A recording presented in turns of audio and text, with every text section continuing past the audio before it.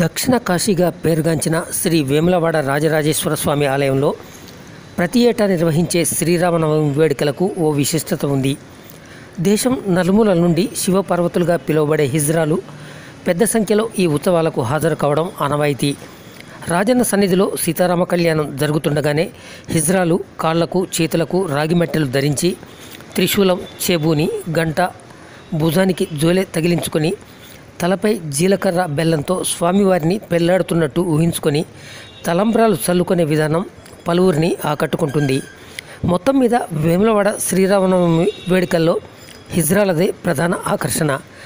వనవాస కాలంలో ఇచ్చిన వరం మేరకు అర్ధనారీశ్వరుడైన శివుణ్ణి శ్రీరామ కళ్యాణం రోజున హిజ్రాలు పెళ్లి చేసుకోవడం వేములవాడ ఆలయంలో అనాదిగా కొనసాగుతున్న సాంప్రదాయం. అందుకే ఇక్కడ జరిగే నవమి వేడుకలు దేశంలో మరెక్కడా జరగని విధంగా అందరి దృష్టిని ఆకర్షిస్తుంటాయి.